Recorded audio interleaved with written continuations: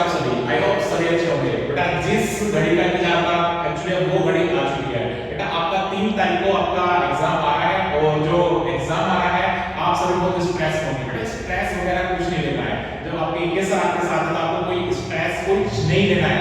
हम सभी मैं आपको ये बताऊंगा कि क्या आने वाला है, क्या नहीं आने वाला है, क्या पढ़ना है, क्या नहीं पढ़ना है। तो बेटा अब आपको एक टॉपिक एक सीरीज लेके आ चुके हैं। हम ये बताएंगे आपको क्या पढ़ना है, क्या नहीं पढ़ना है। मोस्ट इंपोर्टेंट टॉपिक्स आपको पढ़ना है। तो बेटा आपके ये आपके स्लाइड लेके आ चुके हैं। आपको स्कोर 70 आउट ऑफ 70 कैसे आपको स्कोर करना है और इस पे हम बारे में बताने वाले हैं। बेटा आपको एक बात आपको मैं बोलूं तो आपको एक विश्वास के साथ आपको सीरीज को फॉलो करना है और इसी के अंदर से ही क्वेश्चन आएगा। क्वेश्चन में बाहर नहीं जा सकता बेटा। इसी आपको टॉपिक्स को आपको अच्छे से पढ़ना है और कोई भी चीज नहीं पढ़ना है। तो बेटा आपको अभी आज आपको 5 चैप्टर्स के मैं आपको टॉपिक्स बताऊंगा। 5 चैप्टर में से आपको क्या पढ़ना है और उसी को पढ़ना। और नेक्स्ट जो वीडियो होगी वो कल अपलोड होगी, कल उसको हम रिकॉर्ड करेंगे। तो अभी इस टॉपिक की मैं बता रहा हूं तो आपको ये देखिए। तो बेटा हमने पढ़ लिया class 12 biology most important topics. ये सिर्फ इसके वीडियो के अंदर हम मोस्ट इंपोर्टेंट टॉपिक्स को ही बताने वाले हैं। तो बेटा देखो इसमें हम पहले लेते हैं sexual reproduction in flowering plant. इस सेक्सुअल रिप्रोडक्शन फ्लावरिंग प्लांट्स में हम किन टॉपिक्स किन सब टॉपिक्स को फोकस करेंगे। बेटा इसके अंदर माइक्रोस्पोरोजेनेसिस और मेगास्पोरोजेनेसिस। माइक्रोस्पोरोजेनेसिस मेगास्पोरोजेनेसिस को अच्छे से पढ़ना बेटा क्योंकि इसका टॉपिक इस क्वेश्चन आया हुआ है। उसके बाद बेटा इसमें आपको दिख रहा है ये हो गया स्ट्रक्चर ऑफ मेगास्पोरेंजियम। मेगास्पोरेंजियम की स्ट्रक्चर जो है ये वेरी इंपॉर्टेंट बेटा। इस स्टार्ट में लगा हूं ये आपको अच्छे से पढ़ना है, इससे क्वेश्चन आएगा। फिर है structure of ovule. Structure of ovule ये 100% इसका क्वेश्चन देखने को मिलता है। और उसके बाद बेटा ये पोलिनेशन है, ये तो मोस्ट इंपॉर्टेंट, ये तो वेरी वेरी इंपॉर्टेंट टॉपिक है पोलिनेशन। इसके अंदर पोलिनेशन में आपको बेटा इसमें याद रखना है पोलिनेशन के अंदर आपको इसके अंदर कौन-कौन से एक आपको याद रखना ऑटोगैमी। ऑटोगैमी क्या होता है? ये ऑटोगैमी से क्वेश्चन आता है। ऑटोगैमी क्या होता है? ज़ीनोगैमी क्या होता है? ज़ीनोगैमी क्या होता है? इसको आपको याद रखना है, ठीक है। एक बेटा होता है ज़िटेनोगैमी।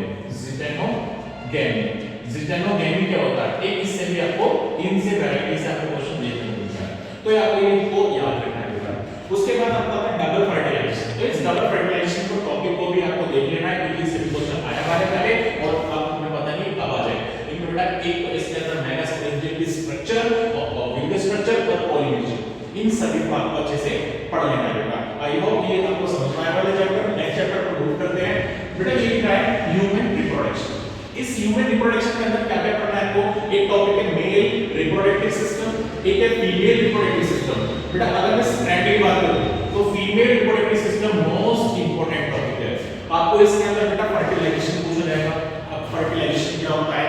इसमें आपको यूट्रस पूछा जा सकता है। यूट्रस क्या होता है, कैसे होता है, फैलोपियन ट्यूब क्या होता है, इसमें ये इंपॉर्टेंट क्वेश्चन पूछ सकता है। अगर मैं बात करूं मेल रिप्रोडक्टिव सिस्टम, इसमें आपको बेटा इसमें आपको एक याद रखना है टेस्टिस। टेस्टिस के बारे में याद रखना है कि टेस्टिस कैसी होती है, क्या होती है, वो जो प्रेजेंट होती है, कहां पर होती है। तो इसके बारे में आपको याद रखना है टेस्टिस के बारे में। बेटा इसके अंदर आपको और क्या करना है? इसमें सेक्स हार्मोन कौन सा होता है? Sex hormone. और बेटा इसके अंदर आपको कौन-कौन सी सेल्स होती है, साइटोल सेल्स, रेडिक सेल्स, कौन सा हार्मोन क्या सीक्रेट करती है वो याद रखना है। और इसके अंदर बेटा एक सबसे इंपॉर्टेंट पार्ट है सेमिनिफेरस ट्यूब्यूल। Seminiferous tubule.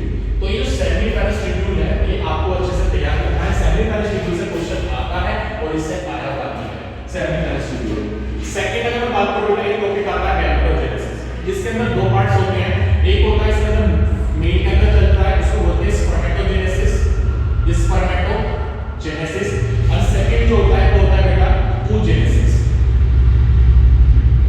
ये सबसे इंपॉर्टेंट टॉपिक है स्पर्मेटोजेनेसिस मेल के अंदर और oogenesis फीमेल के अंदर।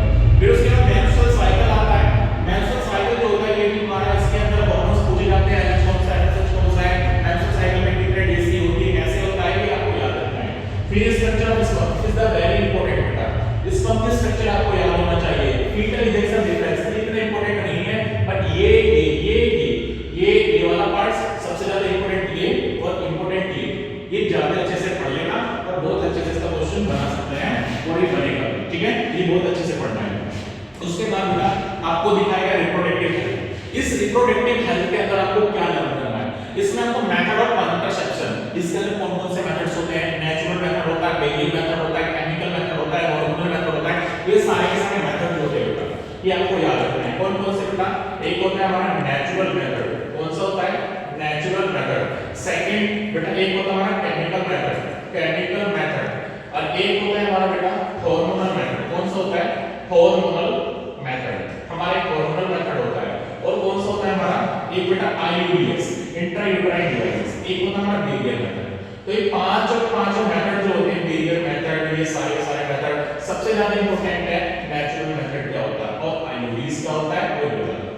ये तीनों इंपॉर्टेंट है, इनको अच्छे से पढ़ लेना, इनको अच्छे से पढ़ लेना कि क्या क्या होते हैं, और इनको मैंने आपको पढ़ाया है, तो इनको आप अच्छे से कर लेना क्योंकि यहीं से क्वेश्चन आता है।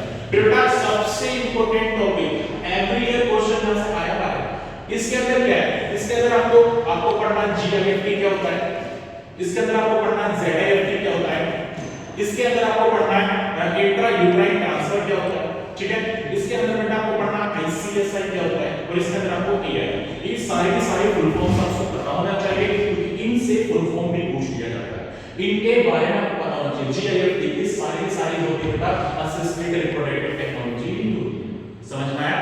अब उसके बाद हम बात करें फोर्थ चैप्टर की बात करते हैं, फिर हमारा बायोटेक्नोलॉजी प्रिंसिपल एंड प्रोसेस। अब इसमें आपको करना क्या है, इसमें आपको फर्स्ट टॉपिक है रिकॉम्बिनेंट डीएनए टेक्नोलॉजी। ये रिकॉम्बिनेंट डीएनए टेक्नोलॉजी बेटा इसके अंदर टूल्स और जो प्रोसेस दिए गए हैं आपको इसको अच्छे से याद रखना है। इसके अंदर आपको क्या करना है, रेस्ट्रिक्शन एंजाइम, रेस्ट्रिक्शन एंजाइम बेटा इसके अंदर जो रेस्ट्रिक्शन एंजाइम होते हैं बहुत इंपॉर्टेंट है, उसको अच्छे से याद कर लेना।